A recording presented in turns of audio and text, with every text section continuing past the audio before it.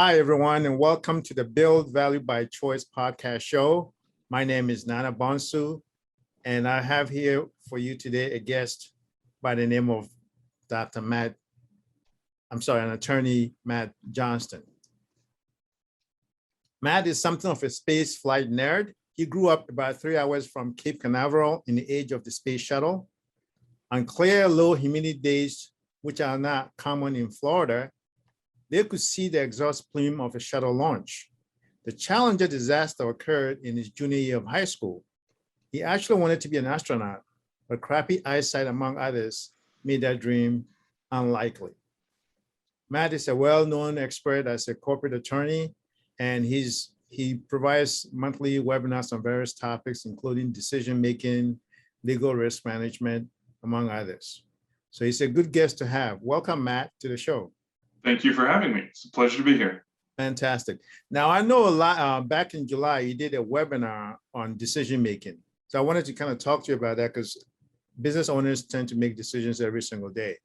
Could you kind of give us a little bit of background about what the webinar is and what about decision-making makes you so passionate about it? Because I know you've thought a lot about that topic. Sure. So a lot of every single day, as you pointed out, decision makers, business owners make all kinds of decisions. Now, some decisions don't require a great deal of thought, like where are you going to buy your next ream of paper, Staples or Office Depot? Nobody really cares about that. But when you're dealing with larger scale decisions, who to hire, who not to hire, new product lines, new services, things of that nature, there should be a process that goes into that. Collecting information, collecting outside opinions, and being consistent about your decision-making process is as much a science. In fact, there is a thing called decision science that can allow a decision-making process to actually help your business grow rather than being haphazard or shoddy or inconsistent. We tend to make decisions based upon sometimes gut feeling. It's not necessarily the wisest idea to make decisions in that way. So I counsel small business owners. That's what I do day in and day out. That's the core of my business. And it was very important to be able to help business owners, my clients, make better decisions by building a process, working through the process, and then reviewing the process so that it's like anything else that you practice, you just get better at it over time. So the most successful businesses are ones that are based not necessarily in the greatest of service. It can be a very simple service or a product that's being offered, but if they're making smart decisions consistently, that business will continue to grow. Fantastic. One of the things, as I got to learn more about personality types, Carl Jung and among others, the talent dynamics, they talk about the various personality. I think there's about 8 personality types, right? And some are based on intuitive decision-making. So an owner may be like the creative type who may just like to make decisions based on intuitive feeling. And others may be a bit more right-brained and very logical, methodical, step-by-step. How do you, in your coaching and servicing of various small business owners, how do you go about identifying? Because decision-making, logical, process-driven decision-making may not come natural to certain personality types. How do you go about counseling, those intuitive type of owners about following the process, or maybe do you partner them with somebody, or how do you accommodate the varieties of personalities? Sure. Well, first, each business owner has to sort of know who they are. If you know who you are and you know what your strengths and weaknesses are, you can accommodate around that. And usually I recommend that you build, for lack of a better term, a management team. So it may not be people that you have hired.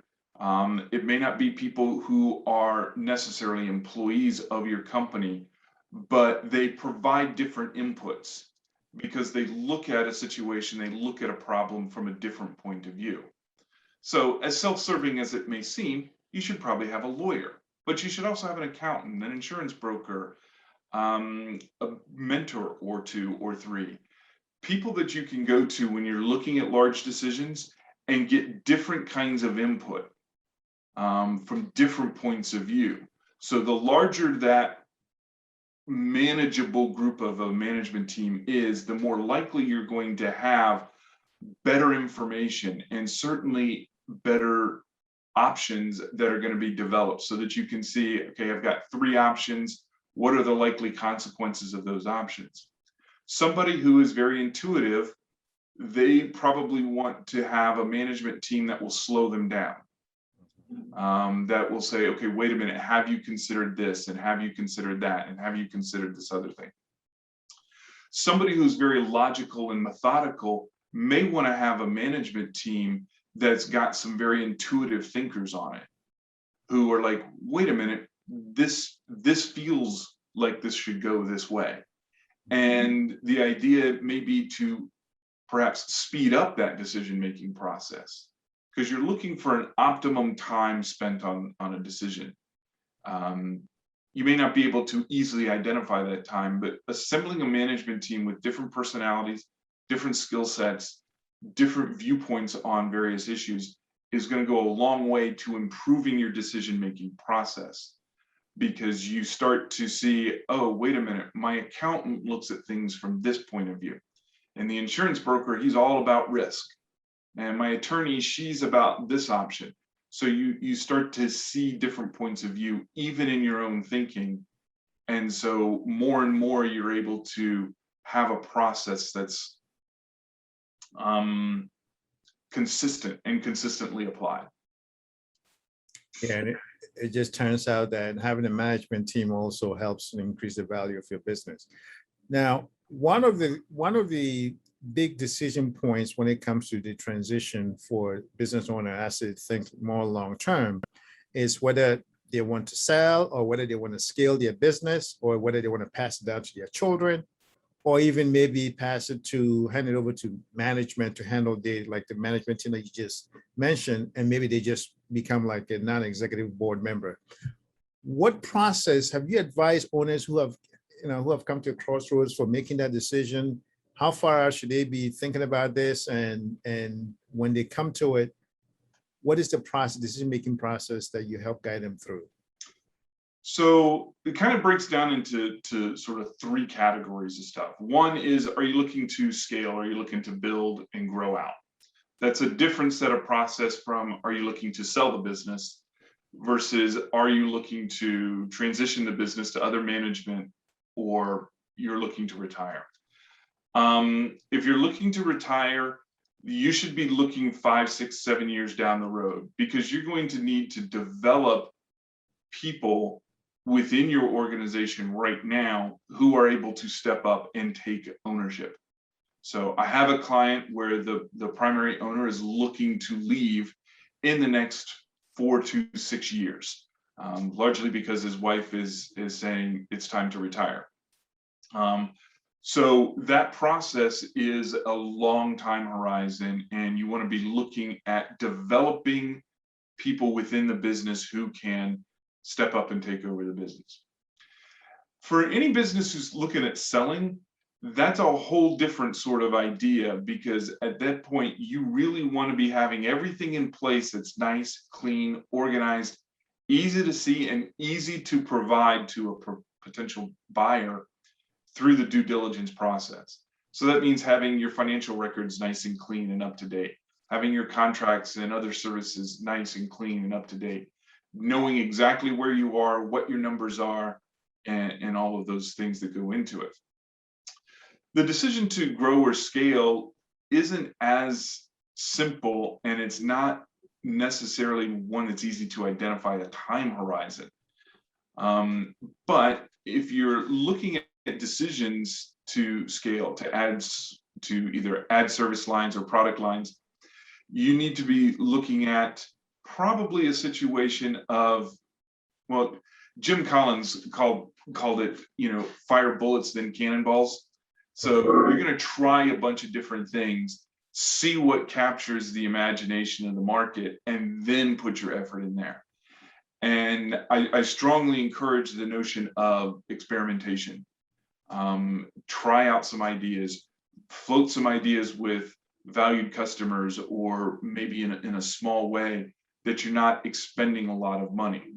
Because the more money you expend, the more commitment you put into it, the more likely it is that you're going to get caught by the sunk cost fallacy, that you've put so much into it, you have to see it through. Well, that may not be the best decision. So if you're firing bullets, small scale experiments, then you can find things a little bit better. And that applies whether or not you are a small 1 or 2 person business or you're Amazon. It's the same concept. The size of your bullets may be different, but that's about the only real difference. That's actually a very good advice. Now, you had mentioned earlier about owners getting mentors and as part of their management team. If it's not even people within the organization, how or when does the owner decide if they need a mentor, an advisor, coach, and what kind? I'm of the belief that pretty much at any point you can obtain a mentor or a coach or something along these lines. Some of it has to do with where are you? Are you at a crisis point? Do you see a crisis point coming? And I guess crisis point is not really the best word. A decision point. A crisis implies some sort of emergency, and it may not be something like that. But a decision point, an inflection point, that's a good time. If you need to learn something new, for example, early on in my practice, I needed somebody, a mentor, to help me through the idea of marketing. I knew general principles, but I didn't really have a good grasp of what it meant to market a service-based business. So finding mentors that can help you learn something specific is often really, really helpful. In large part because usually those kinds of relationships are much more reciprocal.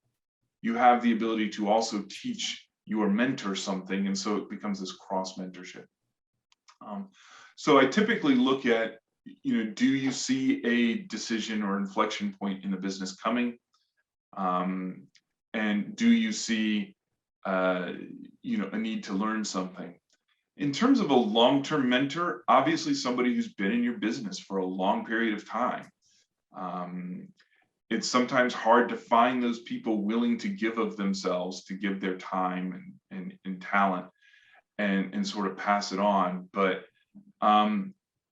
it's worth just conducting a bunch of interviews, short informational interviews with people. Human beings like to talk about themselves. It's natural. Yeah. And so, conduct a bunch of them, and then maybe you find somebody. And you can develop that relationship in such a way that you then have somebody who's done things and may be able to say, ooh, I see what you're wanting to do there. Here's my experience. And you want to find a mentor who's not going to tell you what to do. Having they're not running your business, you're running your business. A mentor who will provide another input, another outside viewpoint. And their experience can be very, very helpful, but it shouldn't be the sole guidance that you accept. That's great. I know you've written about partnerships. So what do you have on the idea of maybe an owner deciding to get into whether it's a joint venture or partnership? Can you share some of your viewpoints and some of the things that you've written about that topic? Yeah, sure. So partnerships make decision-making a lot more complicated because now you've got 2 people who have a financial stake in the business. And my advice for partners before you go into business with each other is to have a series of conversations about how are you going to manage the business day to day. That's one thing. How are you going to manage large scale decisions? Whether that's a decision to add a new product line, expand the business, sell the business, any sort of transition within the business. You want to be talking about your process of decision making before you get into the point where you have to make decisions. Most disputes between partners that I have seen result not from disagreements about day-to-day operations, but disagreements about expectations, about decisions, and how much one person's going to have a role.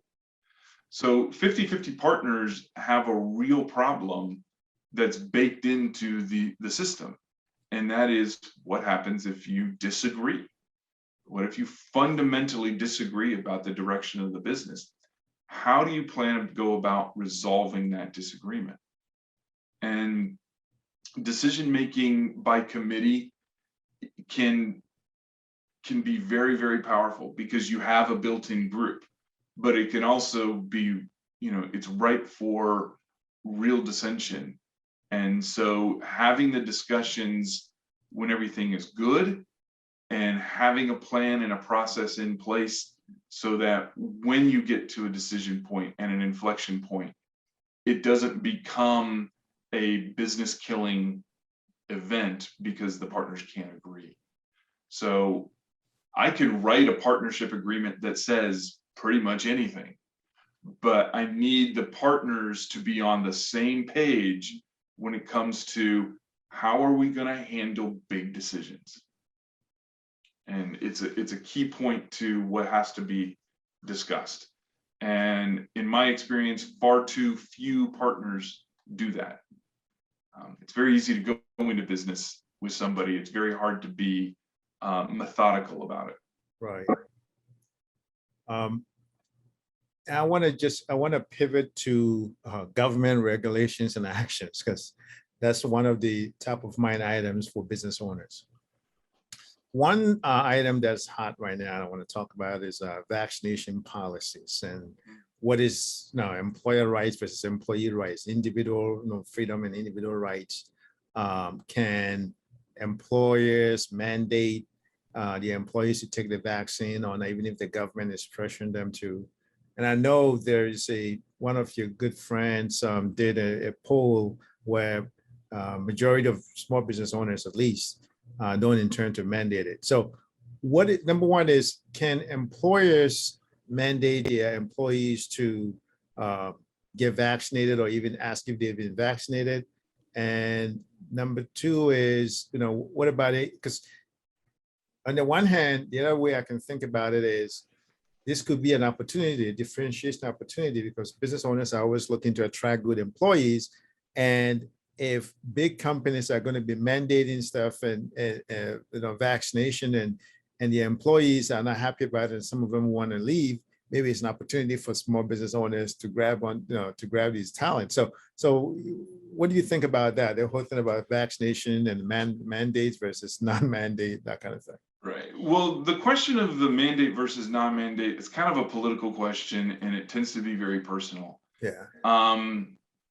As we're recording this, the Friday before we're recording this, President Biden did issue a directive to the Occupational Safety and Health Administration to come up with language that would mandate employers with 100 or more employees to either make sure their employees are vaccinated or are tested every week. To be frank with you, from a legal perspective, it's unprecedented. That kind of requirement is unprecedented. I am 100% certain that at least some employers, some larger employers, as well as a number of states, are going to be challenging the regulation when it comes out. The regulation itself will probably come out in the next 2 to 3 weeks. There's a working group. They'll issue the regulation on an emergency basis, and we'll know what it says sometime, in the next couple of weeks. From a small business owner's perspective, business owners can require their employees to get vaccinated, provided there is exceptions made for medical and or sincerely held religious belief exceptions. So if you're doing that, you're okay, and you can ask people if they've been vaccinated. You can require vaccination to come into the office and to come to work. you're not required to. There's no law that says you're required to. But if you do, there are certain accommodations that have to be made for medical and for religious reasons. So beyond that, the question of the wisdom of doing so, the question really gets in what happens if employees refuse? And that's the inflection point. That's the decision point. In theory, you can terminate somebody if they refuse to get vaccinated. Doing so may open you up to wrongful termination suits. Even in an at-will employment state, like the state of Maryland and many other states, that doesn't mean a wrongful termination is not possible. And people will file a suit, and whether they are successful or not is irrelevant. They have filed the suit. That means you are now spending money to defend the suit, and that is sort of the carry-on effects of terminating people for not getting the vaccine. The government regulation for 100 or more is kind of an interesting choice, and obviously the government has to make some sort of distinction somewhere. But the vast majority of Americans in the United States work for small businesses, and I've been trying to keep up with as much as possible on it. But there's something that came up very appropriately. Some people may think that, oh, well, like, for example, let's just say McDonald's is a very big corporation, but employees at McDonald's are hired by the franchisee. Mm-hmm. That's a separate business than McDonald's corporate. Right. So all the people at McDonald's corporate headquarters would have to get vaccinated, because I'm assuming they employ a lot more than 100 people. But the individual workers at the individual McDonald's restaurants are employees of the franchisee, and they're probably well under 100 employees, unless the franchisee owns multiple franchises. So it's arbitrary, and it's difficult. But going back to the theme of the decision making that we have, the nice thing about regulations and decision making is the regulations are known. They're a known piece of information. So you can see, okay, I have 90 people working for me. If I hire 10 more, then I have to engage in this mandatory action. And that becomes a decision to take or not take. And you have to sort of be prepared for that, but you can see it. It's a piece of information that you have. So there's some certainty that comes with it. It's not great, but it is what it is. Are there other pieces of regulations that business owners see as unreasonable that you're aware of? Well, I mean, I think a lot of it comes from the individual business owner's personal views. I know some business owners who are, some of my clients who are like, I think it's unreasonable. I think the mask mandate is unreasonable for my business because there's no data to support that my business is a spreader. There are other regulations, particularly during the COVID era, that got a lot of questions, particularly like, why is this business shut down but not another? So why is the small local hardware store shut down but Home Depot was still open with a long line of people outside to get in? And so my answer to regulations and the things that people have to deal with and work with is that there is a process, and you can, in most circumstances, COVID emergency, notwithstanding, in most circumstances, you can see regulations coming from a long way off. There's typically a notice and comment period. There's an opportunity to have an input into it. And, business owners should be engaged. A business owner who is not political is probably not going to be in business very long. You have to sort of be aware of what's going on politically, regulatory actions. And the vast majority of regulations that apply to a small business come at the local and state level. Okay. But most people pay attention to what's happening on the federal level. Pay attention to what's happening on the state and local level. That's where you can have the most impact on things that are happening to you. But it's also where you can sort of, having those relationships helps you avoid problems by having conversations. If you're speaking with a local county councilman and they're like, yeah, we're considering this, it's like, look, here's the impact on my business if you do that, and the businesses that are like mine. And I really want you to consider this aspect of it, because a county councilman has to look their voters in the eye. Regulators in Washington, D.C., not so much. So it makes a difference. Which means that the business owner needs to be able to put systems in place so they can free themselves up to be able to attend events where their local and state officials are going to be. Absolutely. Absolutely. And you'll know where they're going to be.